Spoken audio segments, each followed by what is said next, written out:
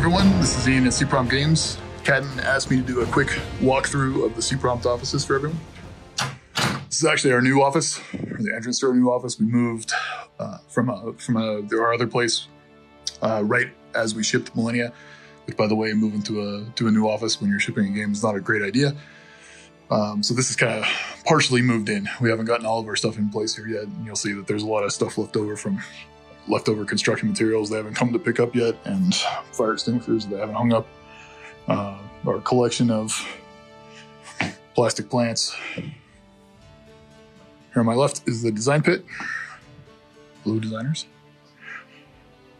This is our exciting server room. Programmer office. Our short hallway. Yeah, I know there was some confusion, I guess, about C-Prompt being a Paradox studio, but I assure you we're here in Denver, Colorado at the Denver Tech Center, and we're not in Stockholm. You can probably make out the window, the weather outside. We kind of have a split. This is an artist office, and that's my office. This is our conference meeting room. We have a split between people that are in the office and people that are working from home, but everybody is on Zoom all day long as a way to try to keep both sides of our team, both people here in the office and people that are working from home, in communication as much as we can. It's our kitchen and break room, and the crown jewel, the most important part of doing any kind of game development, our coffee maker. So there you have it, C-Prompt offices in Denver, Colorado. Thanks a lot. Say goodbye to everybody. Bye, C-Prompt. Thanks. Hi, I'm Robert Vermier. And I'm Ian Fisher. We are the co-founders of C-Prompt Games. C-Prompt is a small, independent game development studio. Rob and I have been working together for a long time, going back to the Age of Empires days. And we recently released Millennia with our friends at Paradox. We're about to put out the second update for the game. And today we're going to take some questions from players. If I have DLC, will my friends in multiplayer be able to play with them, like in other Paradox games? Yes. Well, to provide a little more detail, the DLC that the host has is what the game will use for gameplay rules and content. Will there be more map types? Yes, there will be more map types. We started work on maps a little while ago. A couple of those have started to bear fruit. I think that the next new map type will be in the next update, in update 3. So we should introduce a new map type there. Yeah, and then modding people modding in new map types is something that we're looking forward to being able to expose as part of the modding update. Can we have some more generic flags for custom nations? Sure. We have actually already added a number of both flags that we made up for making custom nations, and we also introduced some additional real-world historical flags. This is another thing that I think once modding gets turned on, there'll just be a zillion of them out there. Are there plans to increase the player count beyond 8? It's certainly something we're considering. The game already sort of supports it. You might, if you've encountered Splinter Nations in the game, you can get into a game where there are effectively more than 8 players already. But we're not really ready to talk yet about when that might specifically be, or to put any definite timeline on it. But it's certainly something we're considering. Will there be a UI rework in the future? So we've already done a few UI changes. In update 2, for example, you'll see some more information on the outliner about which units still have moves, and some indicators about unrest and enemies nearby. We're continuing to work on tooltip changes and providing additional information that way around, for example, what sorts of terrain are required for different improvements to work on. So we're going to continue that sort of iteration and improvement on the UI. When we get to larger system revisions in some of the DLCs, I would imagine we'll also be probably touching some of the UI elements that surround that as well. Are there any plans for a game speed selection? Yeah. So in terms of game settings, we've started some work on the general game setting system, and game speed is one of the things that is requested. The way that we're looking at the game settings, which the first of these will be out in the next update, in update 3. So you'll start to see some of them coming on. The approach that we're taking to putting those in is to get the system, the baseline system in place, and start off with a body of options, and then we'll add some as we go. So I'm not 100% certain when that one's going to get added, but the plans are, we've talked about it. We've heard plenty of people ask for it. We knew it's something we like to have available when we're playing too. So it's on the list, but I'm not 100% certain when it's going to come on. Is religion going to be expanded upon at some point? Religion in specific, we've already done some things that like anything else that we have in the game. We're taking feedback and we're looking at how things are being played and what's working and what isn't, what we want to improve. And we've done some things for religion already, different ways to meet needs, and finally got the temple working so that you're getting faith from it after you adopt a religion. And there's a lot of things that we could do with it, a lot of interesting bits that we could introduce. The way that we approach this, we always look at systems for the game. We think of this as these are seeds that can grow. We're looking at a system and we're thinking about how we want it to operate. But this is how we're going to start with it. These are the pieces that are going to work. Here are all the different ways that we could take this over time. Here are all the interesting things that we could do with it. So to some extent, it's a matter of when we prioritize, when we get time, when we're going to have the ability to work on these versus the other things that are on the list. Will it be possible to create our own naming list for custom nations? That will be part of mod support. So when we roll mod support out later this year, we want basically all the pieces of creating new nations, and that includes the town name lists and city name lists. Those will be part of that modding support. What are your priorities in terms of quality of life? So, we've already looked at a few things on quality of life on the game. So hopefully people have seen from patch 1 and patch 2, that's an area where we want to continue to kind of sand off some of the rough edges of player understanding and of player data flow with the game. So we're going to, our priorities, this is kind of a general answer, but I think our priorities are around making sure that people can understand the systems that we've got in the game and that they can interact with them effectively. As we continue to add new systems and continue to sort of provide cleaner data flow to some of the systems that exist, we'll continue to get feedback back from players and we'll be able to iterate on and improve those systems. Do you plan to add units like aircraft carriers? We have plans for, there's a lot of units that we've talked about adding to the game. And for a historical set game, obviously aircraft carriers are something that changed the face of warfare, the ability to project power. So it would be an awesome component to add. It would open up the door for some different gameplay in our kind of later age warfare. It's a little bit different. I mean, they definitely would be cool, but there's a number of just sort of technical and game design challenges with putting them into the game. So for example, what happens when I have a stack of 7 aircraft carriers, even if they only support 1, that's a very different aircraft stacking limit than you can get to anything else in the game. There's a bunch of issues with just how we would deal with them in sort of a mobile front, as well as just things like what should happen when the aircraft carrier is destroyed. So there's a lot of complexities there. It's something we've talked about in the past. I'm sure we'll talk about again in the future. Is a pollution mechanic still being considered for the game? Will climate change be properly included in a future update? We actually already had some components of this in. We play tested with a early system with pollution in place, and we talked a lot about how climate change might be a system in the game. Toyed around with it as part of an age, or of building an age around it entirely. Yeah, and I'd say thematically they're both topics that are kind of near and dear to our hearts about a game like this that is about the development of these modern societies, and how we grapple with pollution and how we grapple with climate change are certainly very important real world issues, but we didn't really quite feel like we found the right way to put them in the game yet. And there's just a lot of interesting kind of dimensions of that. Is it a core mechanic? Is it a age? How does it relate to needs? So I think it's definitely an area we are going to be considering and looking at in the future, but we don't have any concrete plans with it. What about longer building queues and research queues? Sure, that's a kind of quality of life thing that has come up. It does add a lot of complexity to the game to do that. So when you go from just having the thing and the thing that's next to now there's a list, and how do I reorder it, and can I edit it, and how do those things, if you can get a certain amount ahead, how does that change when like a new age pops and things like that. So there's a lot of complexities around it, but it's certainly something that we have discussed, and I'm certain it's something we will kind of be seriously considering in the future? I don't know. Research queue seems like one of those things that things change so dynamically in the game that you don't really want to plan a lot of those out all that far in advance for us. But well, different people play different ways.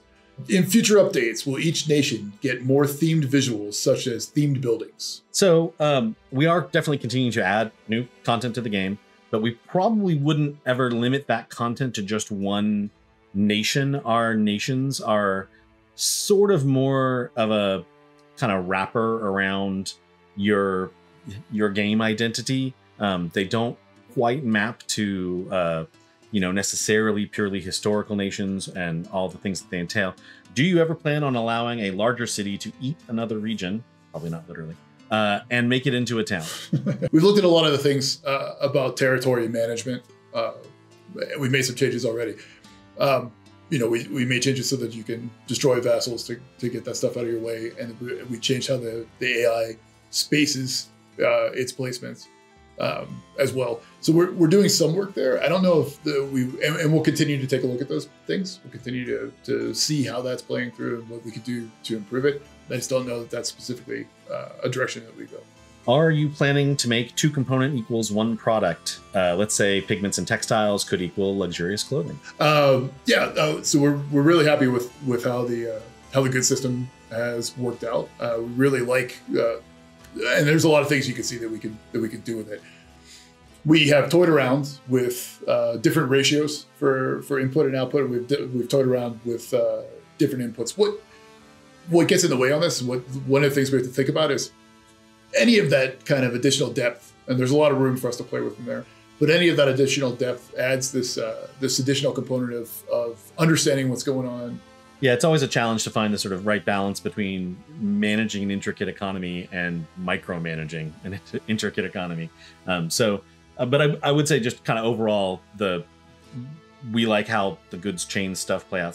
So I would expect to see more kind of goods content in the future, and the specifics of that, where we decide to play with it to make it feel different than existing content, that's a little up in the air. But overall, something along these lines is probably in the future. Will you add a flag creator for custom nations? So I wouldn't want to rule anything out, but our flags are pretty simple, and we do plan on adding mod support for players to have flags as part of mods, as well as continuing to add new kind of custom nation flags. So I would say that's probably not a short-term priority for us, but in the long term, who knows? Could you allow us to build towns and outposts on resources? I hear this every now and again. We're actually already dealing with this.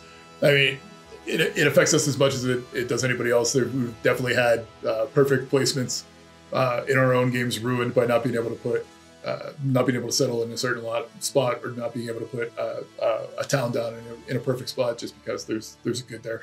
There's a couple of bits on there that we're trying to figure out right now, that we're getting our answers lined up, because there's an abuse potential here. If you could drop an outpost on a good, delete the good, essentially pack the outpost and move to the next one, that doesn't seem like it's going to be the greatest balance, right? That's going to get abused. So there are some bits to how we implement this that are left for us to figure out, but it's one that we're working with right now. Yeah, and just to show on the converse of that, if the goods are still there while your outpost is there, then we have to make sure that you can see that and understand that, and that can clutter things up and be confusing in a different way. But we do feel the pain there, so it's something we're discussing. How and when are you going to change or expand upon the way trade exists within the game? So been pretty pleased with the basics of how trade work, both the domestic trade and the international trade. But personally, I love really deep and engaging trade systems in games. So we don't have anything specific to talk about here that we plan on doing in the short term, but it's definitely an area I would like to expand upon more. Any plans to add more natural wonders to the game? Yes. In fact, while I don't know we have a specific update to target this on yet, we are going to be adding more natural wonders to the game. We already did some revision to the values of having the existing natural wonders in your territories, and we're also, they're different kind of wonder, but the buildings that you get from innovation cards, we'll be adding more of those. What core values do the developers hold in mind when working on Millennia? I'll take it as from the game design principle on this. we've talked about it. If you've seen prior interviews with me or Rob or anything on C-Prompt or Millennia, you know that like our place that we come from on a lot of this stuff is kind of emergent gameplay. So we really like this idea of the player being in the driver's seat and providing a sandbox, a world. We look at Millennia as kind of a history simulator, right?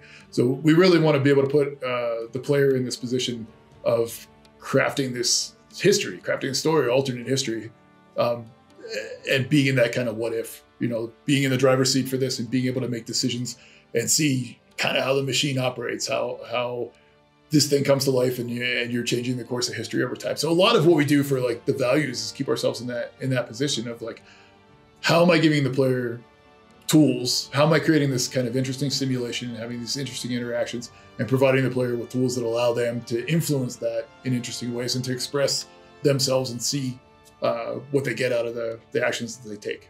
I'd also add in just in terms of values, one of the things that was very important to me for the game is that sort of more peaceful aspects of the game, progression through culture and arts and science, that those were a valid and competitive way to play the game, that it wasn't just a war game that also kind of had these, things bolted on. I wanted to make sure that was a kind of first class concept in the game.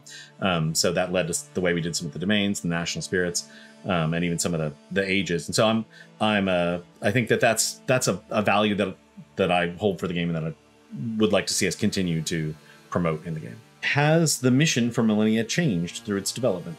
Overall, it hasn't from the highest level. Certainly the mission has changed now that we've released, because there are players involved in the game and we're getting feedback and the game is live and we're going back and forth. But I think, this is a little bit like the answer to that last question. Our values, the mission, those things remain the same. We have this concept for Millennia, for this History 4X. It's what we wanted to build. Yeah, there's certainly elements of the game that were in from the very beginning. I think the sort of concept of, a 4X game that was built on alternate history, on sort of like a branching timeline. That was one of the very, very first concepts we had with the game. There's some other sort of pieces around, like the way, for example, you can see the way the improvements work and the way the powers work, where we tried to make them kind of very immediate feedback loops. And we wanted to kind of this notion of you can kind of click the button and see an instant impact in the world. So those things are, that was one of the early design principles that we kind of stuck with. If you go back and you look at the day one pillars for Millennia, they are, and this is not like like I said, not like any game that I've ever worked on in the past, where you look at that doc that you put together when you're getting started on the game and you're like, none of that happened. For Millennia, those pillars are exactly what shipped in the game. So that stayed the course throughout the entire development process. Are you going to improve the performance of the game in an update? Yep, that's definitely an area we are continuing to look at. In update 1, we already had some fixes related to, for example, the resource icons and some performance issues related to them. So we are continuing to look at that, particularly in the context of late game performance. We added in update 2, for example, an ability to reduce the number of visible figures in an army. So it's going to be sort of a two-front approach of just trying to make things faster in general, but also making sure people have a variety of options that they can use to try to make sure to get the best gameplay experience on their specific hardware. What has been your favorite part about playing or developing Millennia? My favorite piece of working and playing too, and thinking, kind of theory crafting through, which I like to do, is the ages. So I like ages and probably national spirits, but as a designer, the ages are really this cool innovation in the way that we put this together in my mind, because they provide you with kind of this bucket, right? Like this context of what's going to happen in this age, in this gameplay, and we get to like customize the experience through that alternate history, where it's a really interesting space to be able to play with, because you don't have to think about a set of changes or a set of content or a set of rules and have it apply to, hey, this could happen at any point in the game. It gives you that restriction for, we're going to move into this spot. Here are the things that you're going to deal with in this place. You can move to these other places afterward, and they'll have different things in there. But the only thing that you have to think about is how you're going to craft this experience for players in that kind of one cell. It lets us break the rules too more, right? Like there's things that we can do in an age, like for example, the Blood Age, everybody's at war. We can't do that generally, but it's nice to be able to break the rules in a specific context of it. Probably my favorite part to play in the game is the economic management of the regions. I really like the sort of almost city builder light elements that you have in terms of managing all the needs and tweaking the worker placement to get the production flow just right. I'd say I also really like the way that those moments that occur when you're picking a culture power, the way they play out. You kind of get this chance to have a kind of wild card almost, like where it's like, okay, I've got a lot of different problems I could solve with this tool. What's the right usage for it right now? I noticed update 3 has game start options planned. What would those game start options look like? Is it a surprise? Hopefully it won't be too much of a surprise. I mean, the concept it's going to be a surprise if we don't say anything about it. I guess. The concept is pretty straightforward, that there's, a number of different kind of game rule modifiers that we'd let you opt into when you're creating a game. We plan on eventually doing a bunch of these and probably roll them out over time. I don't think I'm getting too far ahead of myself to say that in the first batch, we want to let players have some tools to modify the sort of PvE elements of the game, like how difficult the barbarians, kind of another neutral elements of the game are.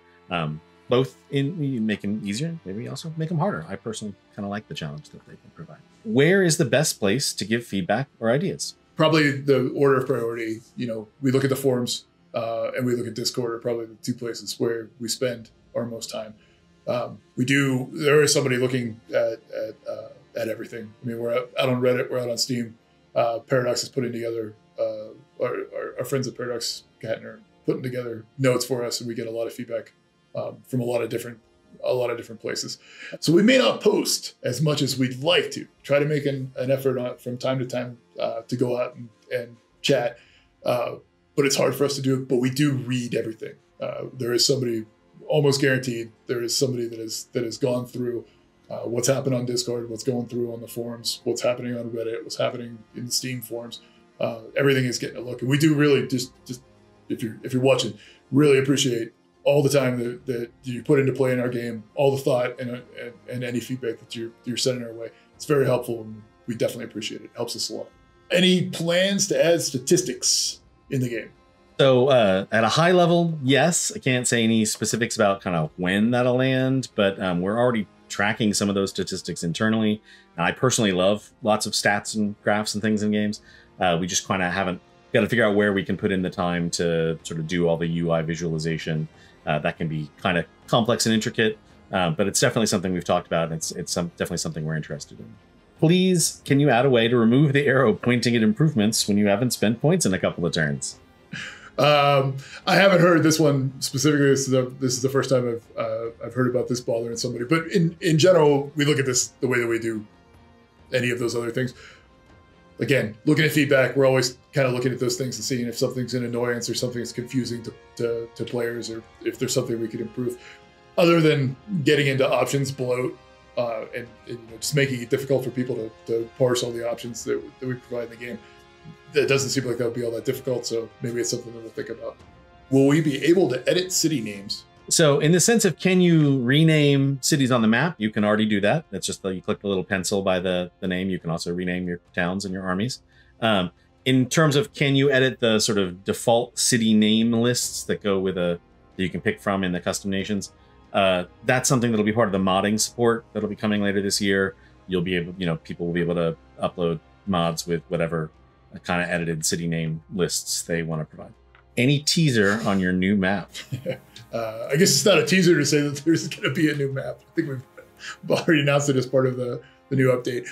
We have a few of them that are in the works. I'm pretty sure we know which one is going to be out on update 3.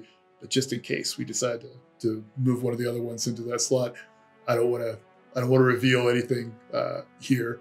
Where did you get your main inspiration for Millennia? Well, a lot of places. I play a lot of games and have for a very long time. I would say sort of some of the main inspiration around having sort of a 4X with these sort of alternate timelines kind of competing has been an idea running around in my head since I played Master of Magic a zillion years ago. I've always loved a lot of different 4X games. I'd say a lot of the economic kind of part of the game was inspired in no small part by Anno and other kind of German city builders with a zillion resources. I love those games. I love the way you interact with those and managing all of those. I'd say that there's, you know, a number of kind of other modern strategy games where we've definitely tried to kind of take inspiration from games like Age of Wonders 4, games like Stellaris that are really provide a huge amount of content, but they make it very accessible, and trying to understand that craft and just figure out how to get better at, you know, teaching players our game. Those games have been very inspirational for that. Millennia is a game that you know, that Rob and I have been kicking around in one form or another for millennia. Are there any designs in the game that you are especially proud of? I'm proud of our work on Millennia from start to finish with for the entire game. But I'd say that we already talked a little bit about Ages, and I really think the Ages system is an interesting, fun system, and there's a lot more that we could do with it. I think that's it. I think that's all the questions for today. Anyway, thanks to everybody for you know, taking the time and listening to us ramble on about about Millennia. We're really happy about where the game is right now, being able to work on this and seeing the response it's getting from the player base. Excited about continuing working on it. Really appreciate it. And I don't know if you have anything to add, Rob. Looking forward to seeing how people enjoy the updates we're working on, and you know, we're committed to continuing to improve Millennia, and it's going to be I think an exciting ongoing process. Update 2 should be out right alongside of this, so give it a play, and we'd love to hear your feed on it. Thanks a lot. Appreciate it. Until next time.